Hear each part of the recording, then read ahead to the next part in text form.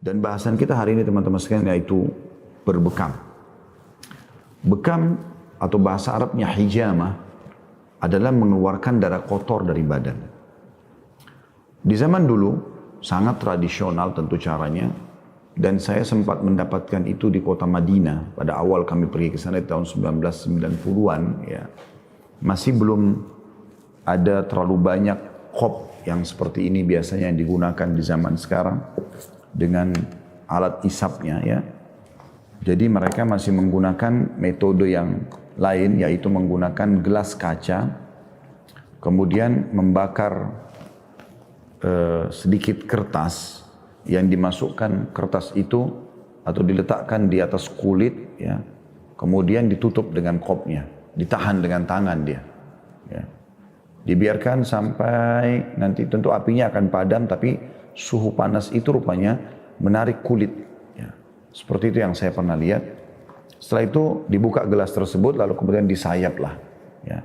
Digunakan pisau kecil atau silet kecil ya, yang steril tentunya, lalu disentuhkan di kulit dengan sangat halus, dibuat titik lalu kemudian dikop kembali ya untuk dikeluarkan darahnya. Jadi bekam sebenarnya digunakan dengan dua metode, yaitu bagaimana dia dikop, biasanya Indonesia mengatakan kop kering ya, menggunakan alat kop seperti ini. Dan tentu pada pertemuan kita saya tidak mempraktekkan secara langsung di sini karena banyak pertimbangan tentunya ya.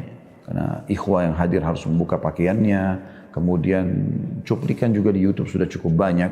Tinggal saya menyampaikan dalil dan juga manfaat-manfaatnya, nanti Anda akan bisa praktikkan insya Allah. Kalau saya pribadi memang saya sudah mengajarkan ke istri saya titik-titiknya di mana yang dia harus letakkan, maka dia akan melakukan bekam itu. Jadi dengan memasukkan kop seperti ini lalu kita memompanya di titik-titik tertentu, nanti akan Anda lihat di layar insya Allah titik-titik yang saya tekankan agar Anda lakukan ya. Kurang lebih ada 10 titik dasar, tapi bisa juga kalau Anda ingin tambahkan untuk seluruh tubuh ya. 10 titik dasar, nanti akan kita sebutkan insya Allah nama-nama istilahnya dan tepatnya titik-titiknya ya. Bisa dikop kering dengan cara hanya mengeluarkan angin saja. Kalau Anda masuk angin, Anda bisa letakkan kop-kop ini di tubuh Anda, terutama bagian belakang, kemudian dikop, dibiarkan beberapa saat. Kalau saran saya sih minimal dia 1 menit, ya minimal 60 detik. Dan dia bisa lebih daripada itu, antara 1 sampai 3 menit ya. Anda biarkan kop itu supaya maksimal menarik ya apa yang ada di situ, kemudian dibuka. Setelah itu akan ada uap-uap angin biasanya ya. Dan ini cara yang lebih efektif dibandingkan Anda menggunakan kerokan ya. Karena ini akan lebih baik, dia memang murni keluar dari pori-pori ya, dan tidak perlu merusak kulit kalau kop kering ya. Nah, kalau kop basah, dan ini yang dianjurkan sunnah Nabi SAW adalah kop basah. Kop basah artinya Anda mengop ya dengan pompa seperti ini, dikop sampai dibiarkan 1-3 menit tadi. Kemudian setelah daerah kulit bagian dalam kita, dalam kop ini, misal seperti ini diletakkan, kemudian dia sudah menarik ya, itu di sekitarnya sudah terlihat perubahan warna biasanya. Apalagi kalau memang dasarnya orang itu punya penyakit, biasanya justru berubah menjadi warna-warna gelap ya. Setelah itu dibuka, lalu kemudian ininya disayap ya, kulitnya itu disayap dengan tipis sekali ya. Sudah dijual di mana-mana tentunya pisau untuk menyayap itu, sedikit sekali, cuma seperti digaris ya. Bahkan kalau latihan yang benar sebenarnya menggunakan pisau itu dengan tisu ya. Kalau tisu ini seorang terapi bekam udah bisa menggunakan pisau sayapan, dia bisa menyayapnya gitu kan, tanpa harus merobek tapi seluruhnya, tapi memang sobek saja sebagiannya, maka itu sudah sangat bagus karena dia tidak harus merusak ya. Atau metode sekarang juga ada menggunakan pen ya seperti ini, yang tidak asing lagi tentunya di teman-teman yang biasa bekam, dan di sini diletakkan jarumnya ya. Anda juga bisa menggunakan jarum, cukup banyak model-model jarum atau warnanya biasa ya. Tetapi jarum ini umumnya seperti ini. Ada yang dijual dalam bentuk dus ya. Saya tidak perlu melihatkan mereknya karena nanti di sini tidak ada endorse, tidak ada apa-apa ya. Makanya saya tidak mau meletakkan apapun yang bermerek di sini. Maka ini adalah contoh saja dan ini juga contoh yang lain. Intinya teman-teman sekalian, jarum seperti ini dan dipastikan Anda kalau mau melakukan bekam sterilisasinya penting. Anda menggunakan kaos tangan yang steril dan ini dibuka bagian atasnya ya, sehingga yang bulatnya terlepas dan terlihat jarumnya dan Anda pasang di sini. Ya. Bismillah. Setelah itu Anda tutup ya pulpen ini, topen ini insya Allah, dan ini sudah siap untuk dipakai. Ini kalau diletakkan di sekitar kulit seperti ini, maka dia akan membuat lubang-lubang kecil, dibuat mengelilingi tempat atau kepala kop ini ya, bagian ini. Dibuat keliling sampai memang sudah memenuhi lokasi itu, baru kemudian Anda kop yang kedua kalinya dengan niat ya pada saat itu insya Allah untuk menjalankan sunnah Nabi SAW dan nanti akan keluar darah. Tentu jangan lupa selalu membaca basmalah karena kata Nabi SAW ya, kullu amrin la yubda bismillah fahuwa aqta. Semua perkara yang tidak dimulai dengan bismillah maka dia terputus. Juga teman-teman saya sarankan Anda menghubungkan, dan ini sangat erat sekali hubungannya, dan ini saya lihat masih jarang para pembekam melakukannya, yaitu menggabungkan antara bekam ini, terapi ini dengan ruqyah. Dua buku saya referensikan di sini, ada doa ruqyah terbitan Ibnu Umar dan juga ada pustaka Imam Syafi'i ruqyah mengobati jasmani dan rohani menurut Al-Quran dan Sunnah. Ya. Ini Anda baca beberapa ayat-ayat ruqyah. Anda boleh membaca Al-Fatihah, Anda boleh membaca ayat kursi, membaca Al-Kafirun, membaca Al-Ikhlas, Al-Falaq, An-Nas, membaca ayat-ayat ruqyah yang lain kalau Anda ketahui. Kemudian sambil Anda Bismillah mulai Alhamdulillah wassalatu wassalamu ala Rasulillah. Lalu kemudian Anda lakukan tahapan-tahapan ini ya. Baca Bismillah, walhamdulillah, wassalatu wassalamu ala Rasulillah. Kemudian Anda mulai ya dengan mempersiapkan perangkat-perangkat ini. Dan kulit bagian punggung pada saat dibuka ingin dibekam, yang paling pertama saran saya diolesi dengan minyak zaitun atau minyak habbatus sauda. Ya, salah satunya biar permukaan kulit itu nanti tidak memar dengan kop. Ya. Setelah diusap semuanya di seluruh tubuh dibalurkan dengan minyak zaitun, juga akan mendatangkan hangatnya ya, tubuh atau punggung bagian belakang. Baru kemudian Anda kop. Ya. Kalau kop ini tentu harus steril ya, harus betul-betul steril, dia dibersihkan ya, mungkin dengan pembersih-pembersih yang tidak asing lagi buat kita, sterilisasi termasuk menggunakan alkohol. Kalau yang bagus ya, dan Anda saya sarankan beli kop yang bagus itu dia bisa untuk direbus, biasanya direbus ya, supaya dia betul-betul hilang, mati ya kuman-kumannya pada saat proses sterilisasi tentunya. Atau kalau tidak Anda punya alat, sekarang sudah banyak sekali alat-alat dijual, alat-alat sterilisasi itu tinggal dicuci pakai air hangat, kemudian setelah itu dimasukkan di alat steril, maka dia akan steril insyaAllah, bi'idznillah. Jadi ini awal Anda melakukan, setelah itu Anda mulai bismillah dengan qab, ya, letakkan di titik-titik yang nanti akan Anda lihat di layar insyaAllah. Kemudian Anda mulai mengopnya, ya. Dan ini saran saya maksimal ya teman-teman sekalian, kalau para pembekam harus memperhatikan kulit pasiennya. Kalau kulitnya lembut sekali ya, terutama bagi akhwat, maka ini ditariknya 2-3 kali maksimal. Jadi sekali, 2, maksimal 3. Maksimal ya. Kalau saran saya akhwat malah 1-2 kali saja. Asal tarikannya ininya full ya. Insya Allah 1, 2 udah cukup. Kalau kulitnya agak tebal baru bisa 3. Kalau ikhwah, saran saya 3-4 maksimal. Jangan juga terlalu kuat, karena biasa juga ada orang dia main tarik terlalu kuat sampai 5-6 kali, itu biasanya memar. Ya, biasanya memar. Dan itu bisa merusak kulit. Jadi juga perlu diperhatikan tentang metode penggunaan ini ya. Lalu kemudian pada saat Anda sudah melakukan itu, sementara menunggu sekitar 1-3 menit, bacalah ruqyah, akhi dan ukhti. Ruqyah, baca Al-Fatihah, baca ini, tiupkan ya, ke kopnya pun tidak ada masalah. Anda niatkan ruqyah, tiup ke badan ya. Bisa dibaca bismillah arqiq min kulli syarri yu'dhik wallahu yashfik. Banyak doa-doa ruqyah dibaca. Tentu ada bahasan sendiri nanti tentang masalah ruqyah ya. Insyaallah akan saya buat sesi khusus masalah ini. Kita akan bahas insyaallah. Tapi sangat erat hubungannya dengan masalah ini. Karena saya berapa kali coba tempat-tempat bekam pun di luar. Itu yang ada hanya pembekamnya sibuk mengajak ngobrol pasiennya. Ya. Dan ini akhirnya saya lihat tidak efektif tapi tidak terlalu. Tapi saya pernah berhadapan dengan seorang pembekam jazakallah khair. Malah bukan di Indonesia gitu, di luar Indonesia. Begitu dia bekam saya, kemudian dia memulainya dengan alhamdulillah, wassalatu wassalamu ala rasulillah. Kemudian dia sambil ngeruqyah, dibekam, ya kan. Itu sangat bagus dan di buku ini disebutkan kalau di sini tuntunan ruqyah saja, ada keterangan tentang ain dan doa dengan ruqyah. Kalau di sini, kalau Abdullah bin Abdul Aziz Al-Idan malah lebih jelas. Beliau menitik beratkan tentang masalah, dan ini pernah saya bedah ya. Di YouTube Anda bisa ikuti ruqyah syariah. Waktu itu di Amerika saya pernah bedah ini.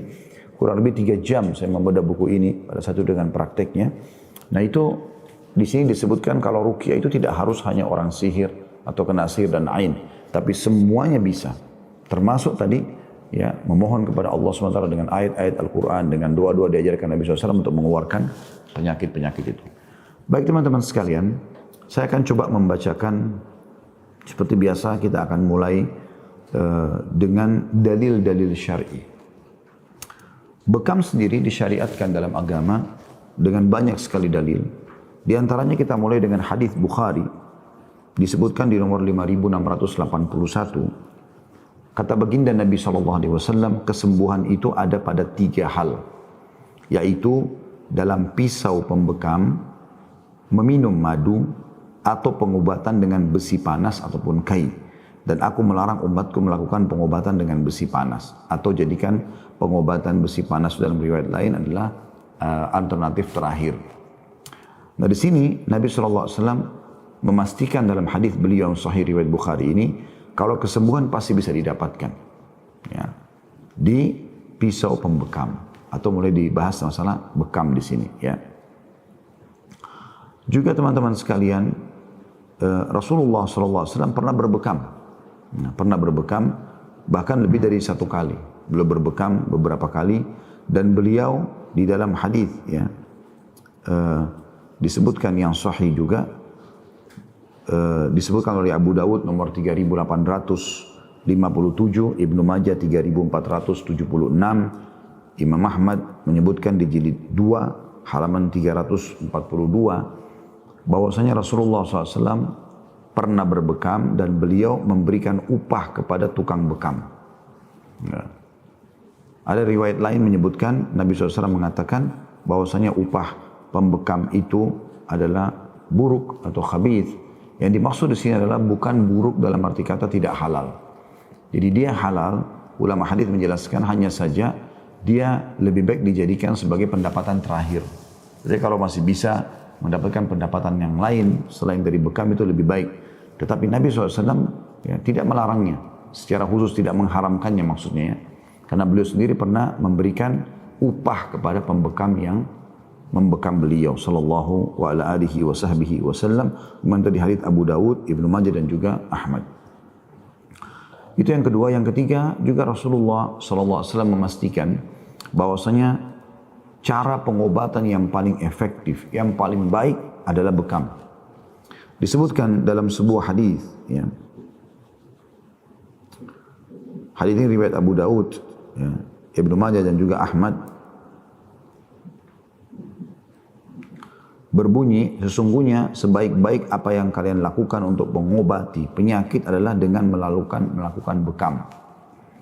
Jadi Nabi SAW mengatakan, sungguhnya sebaik-baik cara kalian berobat, artinya bisa efektif, cepat sembuh, jangka waktunya juga pendek, nggak perlu lama-lama, yaitu berbekam. Saya subhanallah punya pengalaman banyak sekali dalam masalah ini. Saya pernah divonis oleh dokter teman-teman sekarang sampai pada tingkat MRA waktu itu ya. itu dianggap ada urat terjepit ya di bagian dekat tulang ekor, subhanallah. Dan saya setiap kali jalan itu saya merasa kram bagian paha belakang. Subhanallah, tiba-tiba saja pada saat itu. Ya. Dan saya pada saat itu ada undangan ke luar negeri di musim dingin lagi. Maka saya sempat telepon seorang teman saya, ya, dan beliau memang biasa membekam ya. Karena kalau saya rasa sudah seperti ini, saya mengajak teman-teman yang biasa berbekam, lalu saya berdiskusi sama beliau yang bersama-sama. Intinya teman-teman sekalian, di bekamlah ada 5 titik pusat di daerah yang saya merasa sakit ya, di sekitar tulang ekor. Nanti insya Allah akan ada gambar di layar, Anda bisa lihat kalau Anda ingin bekam seluruh tubuh. Ada kurang lebih 5 titik, itu berdekatan sekali di dekat tulang ekor. Ya. Itu yang dilakukan oleh teman saya dan dibekam di situ. Subhanallah, alhamdulillah sampai sekarang perubahan total terjadi. Walaupun kadang-kadang masih ada sedikit, tapi sudah tidak ada. Bisa dikatakan sembuh, alhamdulillah. Dan bahasa beliau sebenarnya membahasakan ke saya, ini sebenarnya kelebihan kolesterol. Ya. Kalau dalam bahasa bekam, karena dilihat dari gumpalan-gumpalan darah yang keluar.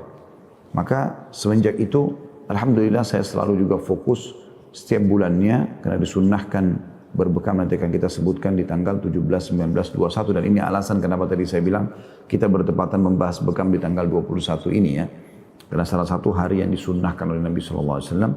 Maka saya berbekam di titik ini, bahkan saya berbekam, alhamdulillah semalam saya berbekam dan dibantu oleh istri saya di hampir seluruh punggung, seluruh titik ya. Itu saya coba untuk berbekam, yang tersisa cuma tinggal kaki memang yang belum sempat semalam. Tapi alhamdulillah semuanya sudah saya lakukan, seluruh tubuh. Dan ini juga supaya memang pada saat kita mempraktik, pada saat kita membahasakan, mengajarkan seperti ini, kita sudah praktikkan gitu kan. Dan apalagi semalam itu memang sedikit agak malam ya, jadi sudah masuk di tanggal 21-nya, di atas jam 12 malam ya. Maka saya sudah mendapatkan insya Allah tanggal 21-nya ya. Nabi SAW mengatakan sebaik-baik dalam hadis riwayat Ahmad di jilid 5, di halaman 9, halaman 15, halaman 19, 3 kali terulang hadis ini. Sebaik-baik pengobatan penyakit adalah dengan melakukan bekam. Dengan melakukan bekam. Ya. Juga riwayat lain Nabi SAW menguatkan lagi. Dan ini luar biasa. Riwayat ini setiap kali saya baca, saya coba renungin gitu kan. Begitu luar biasanya bekam ini. Sampai hadis ini menjelaskan. Dengarkan baik-baik hadisnya. Hadis ini riwayat Ibnu Majah nomor 3477. Ya. Ibnu Abbas meriwayatkan radhiyallahu anhu bahwasanya Rasulullah SAW bersabda, tidaklah aku melewati seorang malaikat pun ketika dimi'rajkan di langit atau ke langit, kecuali mereka mengatakan, wahai Muhammad, lakukanlah olehmu berbekam. Tambahan riwayat lain, dan itu disebutkan oleh Tirmidzi nomor 2052, dari Abdullah bin Mas'ud radhiyallahu anhu bahwasanya Rasulullah SAW menceritakan ketika beliau diisrakan, tidaklah beliau melewati sekumpulan malaikat melainkan mereka meminta kami ya, atau memerintahkan atau berkata, perintahkanlah umatmu untuk berbekam. Perintahkanlah umatmu untuk berbekam. Jadi dua riwayat ini luar biasa. Bagaimana Nabi SAW bertemu dengan sekian banyak malaikat di langit, dan beliau memastikan tidak ada satu malaikat pun yang aku lewati kecuali mengatakan, hai Muhammad, berbekamlah kamu dan suruh umatmu berbekam. Jadi luar biasa gitu. Saya tidak menemukan ada pengobatan yang seperti ini wasiatnya. Ya, berarti memang pesan ilahi yang luar biasa. Ya, para malaikat pun yang mungkin mereka tidak membutuhkan bekam itu menyampaikan wasiat. Ini tidak mungkin kecuali perintah Allah Subhanahu wa ta'ala. Maka Nabi SAW terus menyampaikan kepada umatnya, sebagaimana juga Anda dengarkan di saat sekarang, tentu penyampaian-penyampaian hadis beliau sallallahu wa ala alihi wa sahbihi wasallam.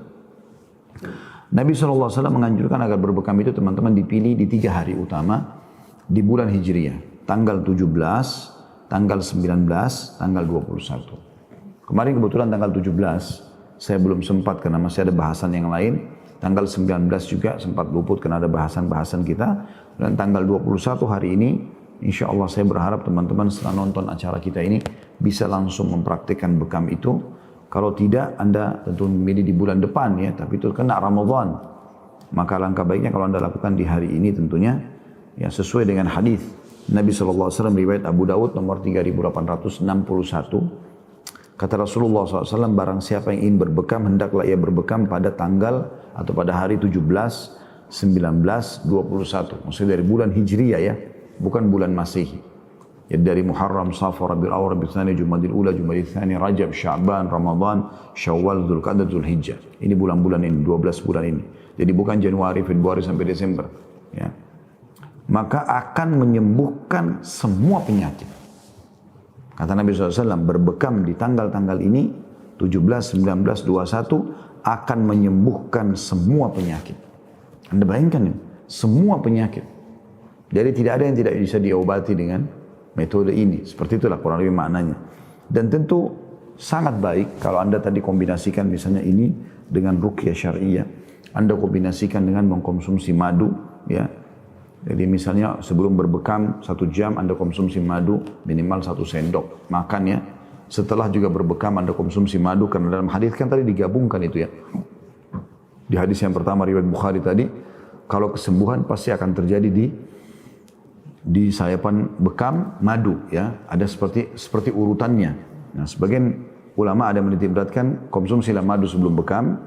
Sejam sebelumnya, setengah jam sebelumnya, baru kemudian biar prosesnya dia bercampur sama badan kita, ya, kemudian baru kita berbekam. Ya. Tentu juga Anda bisa mengkonsumsi air zam-zam, ya.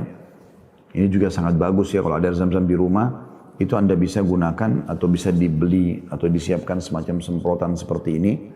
Ya, jadi bisa disemprot juga titik-titik itu dengan air zam-zam sambil dibacain ayat ruqyah. Setelah itu ya dibiarkan dia kering dengan udara, baru diolesi dengan minyak zaitun atau minyak habbatus sauda, barulah kemudian Anda mulai mengopnya ya. Tentu riwayat ini bukan berarti kata sebagian ulama tidak boleh berbekam di selain tanggal ini. Tapi ini adalah yang terbaiknya. Terutama bagi Anda yang punya penyakit ya. Misalnya memang Anda punya penyakit dan Anda harus berbekam beberapa hari ya, proses. Seperti pernah ada seseorang yang kena diabetes di Saudi sudah bertahun-tahun, akhirnya dia berbekam melalui salah satu pembekam, dan saya kenal baik pembekamnya, Masya Allah, orang itu sembuh. Jadi dia dibekam selama 3 hari berturut-turut ya. Non-stop di titik-titik tertentu dengan memang tujuan untuk mengobati fokus ke masalah diabetes ini ya, seperti itulah. Juga riwayat Ibnu Abbas radhiyallahu anhuma, riwayat ini diriwayatkan oleh Tirmidzi di jilid 2 halaman 204. Sesungguhnya hari yang paling baik bagimu untuk berbekam adalah 17, 19 dan 21. Ya. Ada juga riwayat lain yang menjelaskan tentang masalah kalau mau memilih hari-hari yang paling baik berbekam adalah hari Senin, Selasa dan Kamis ya. Tetapi tentu ini kalau tidak bentrok dengan tanggal. Kayak kita kan sekarang tepatnya kenanya hari Rabu ya, tanggal 21.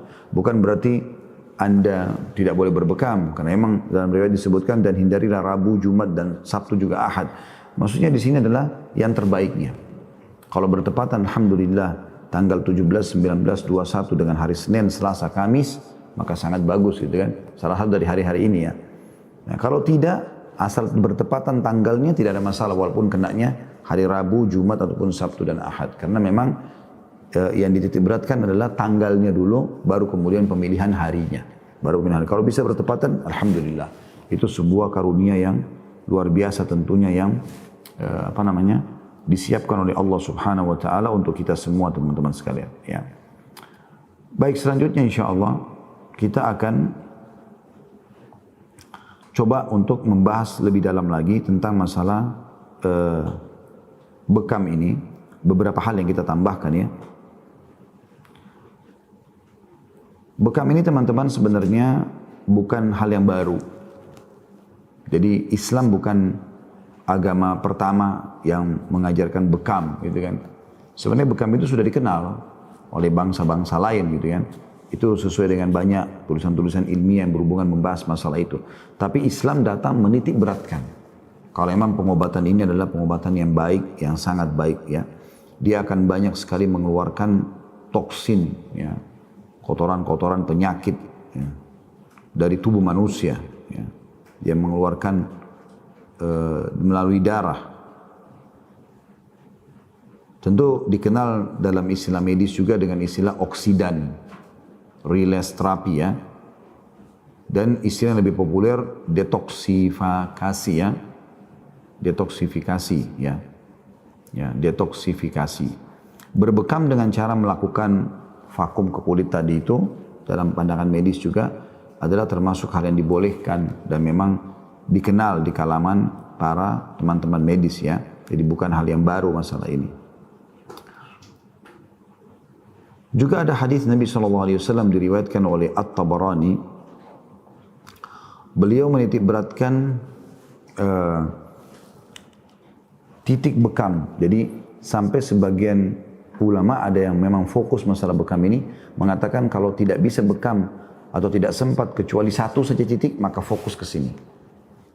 Itu disebutkan dalam hadis Tabarani, bahwasanya beliau bersabda, hendaklah kalian semua melakukan pengobatan bekam di tengah tengkuk ya. Di tengah tengkuk, pas kalau Anda pegang batang leher Anda dengan 5 jari ini ya, dari rambut kita sampai ke jari, kalau pas letakkan begini ya, pas di bawah ibu jari ya, itu dikenal dengan titik tengkuk ini ya. Karena sungguhnya hal itu akan merupakan obat dari 72 penyakit. Obat untuk 72 penyakit ya. Ini nanti insya Allah Anda bisa lihat nanti di layar tentang titik ini ya, insya Allah.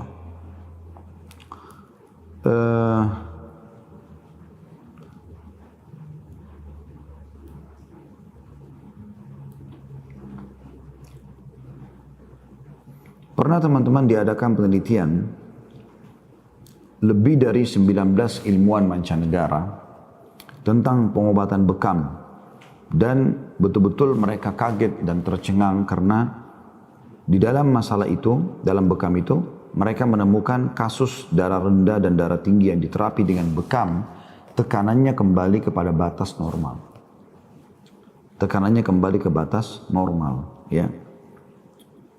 Jadi bekam ini juga menunjukkan efek menurunnya jumlah asam urat darah, kolesterol, albumin, dan lemak triglycerida ya. Beberapa indikator zat-zat tubuh seperti enzim, darah putih, zat besi, dan ion-ion seperti kalsium, natrium, dan kalium seluruhnya kembali kepada kadar normal pada mayoritas pasien dijadikan sebagai objek penelitian. Dan itu memang penelitian secara langsung ya. Dan ini luar biasanya bukan semuanya muslim. Tapi umumnya ada beberapa muslim-muslim di situ yang hadir ya. Juga berdasarkan laporan penelitian tentang pengobatan metode bekam tahun 2001, ada 300 kasus ya.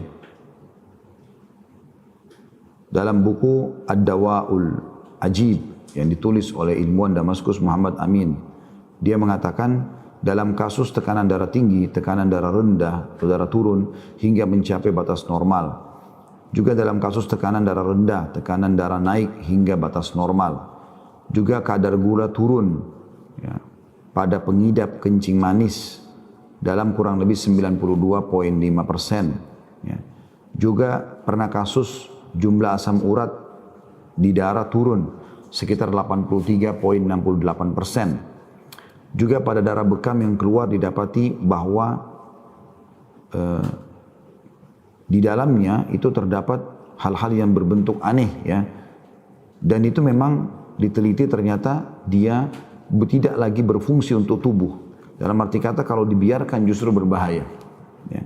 Jadi subhanallah darah yang di kop itu hanya akan keluar penelitian medis itu adalah darah-darah yang sudah tidak berfungsi lagi. Ini sudah berapa kali saya membahasakan memang kepada teman-teman ya yang sudah pengalaman dalam masalah bekam.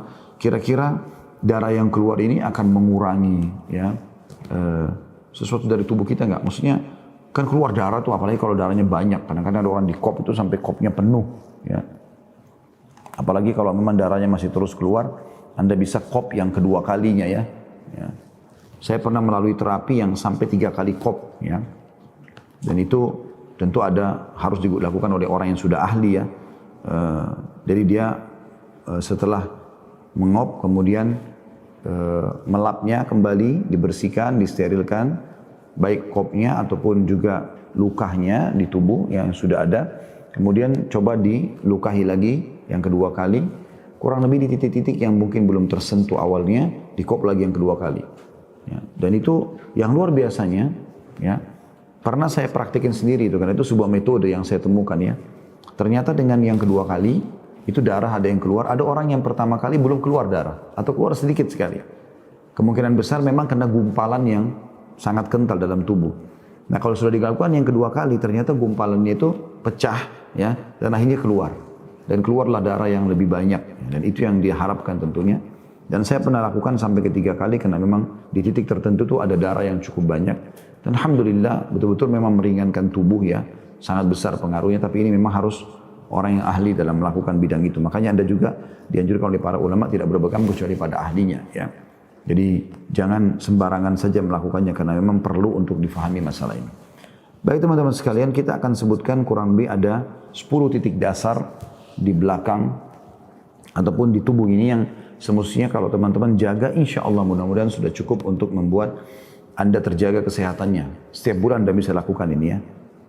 Yang pertama adalah ar-ra's atau bagian kepala.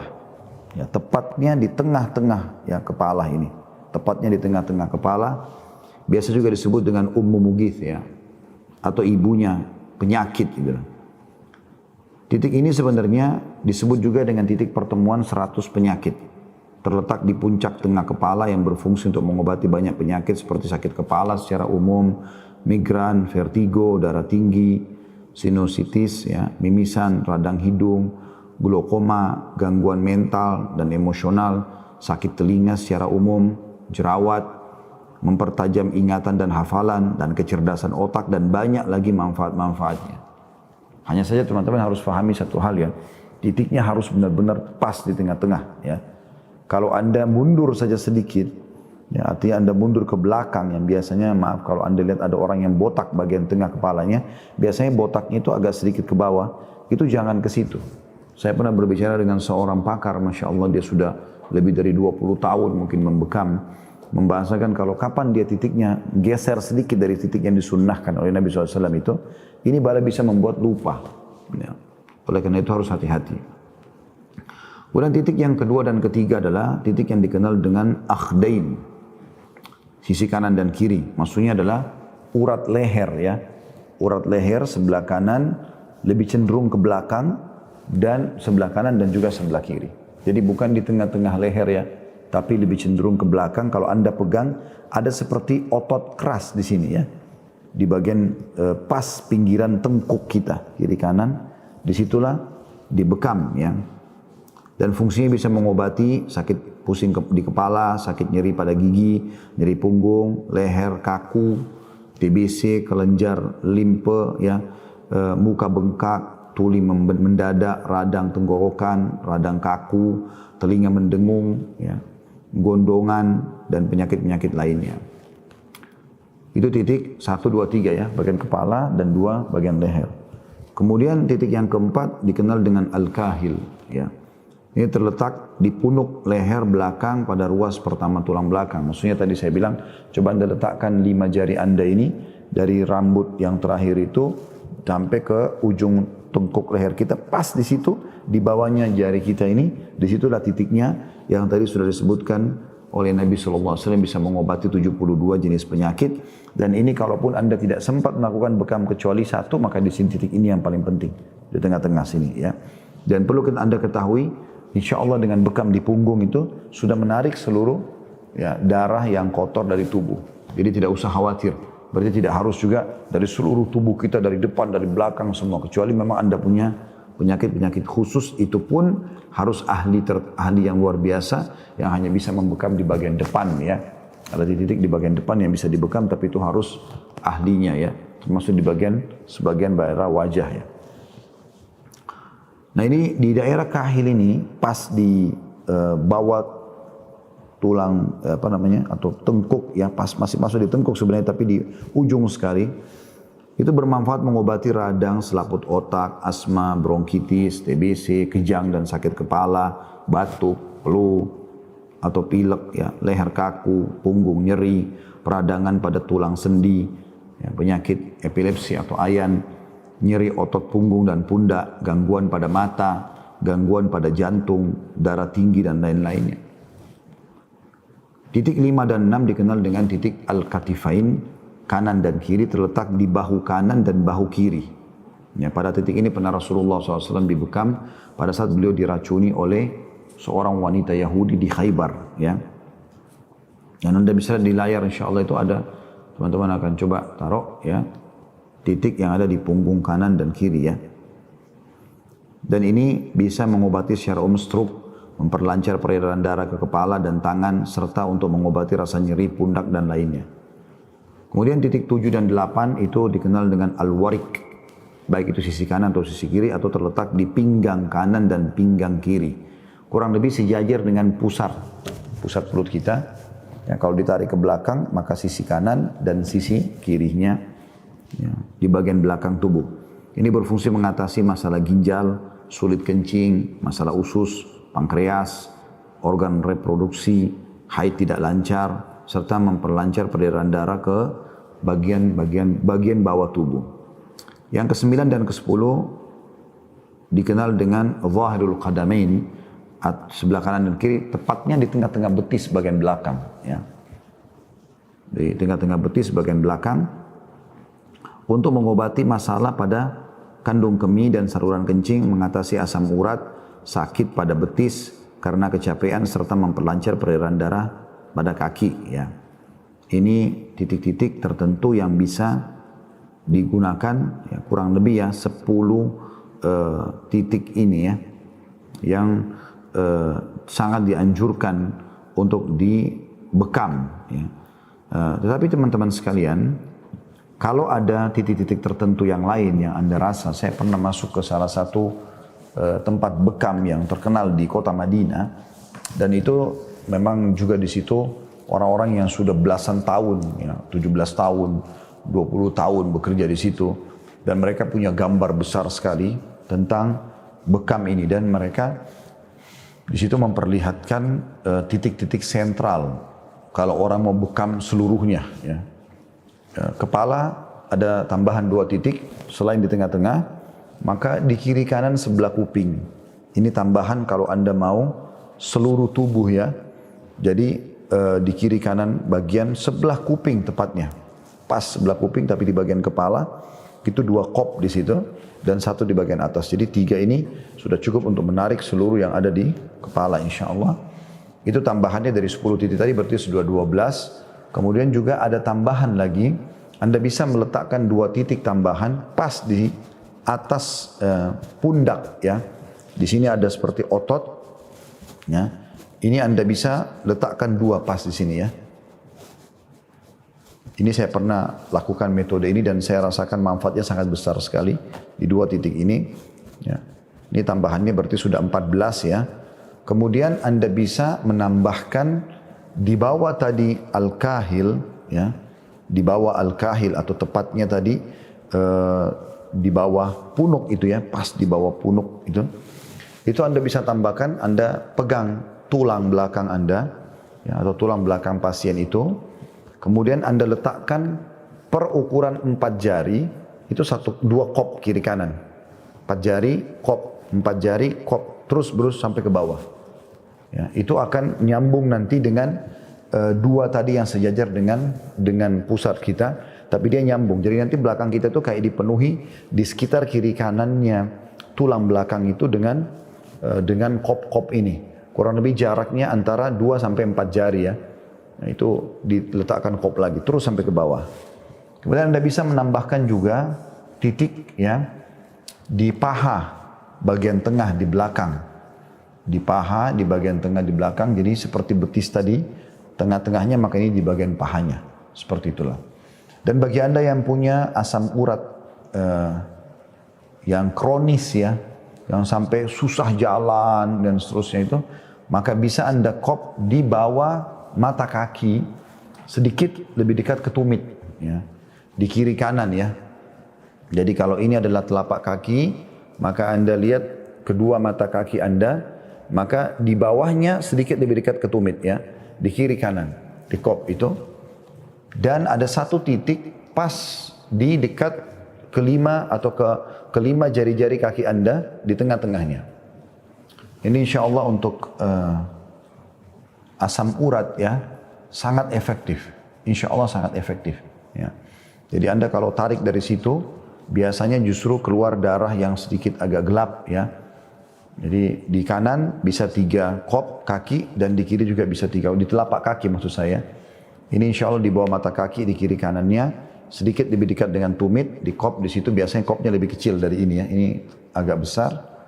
Kemudian ada di pas di dekat kelima jari kaki Anda, di tengah-tengahnya di situ juga di kop insya Allah.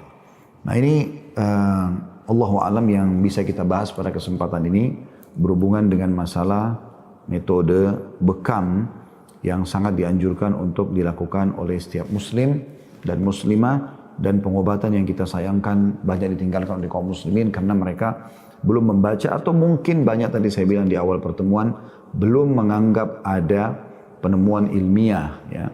Padahal sebenarnya kita tanpa menunggu penemuan ilmiah sudah disampaikan oleh baginda Nabi SAW sebagaimana dalil-dalil sudah saya bacakan tadi.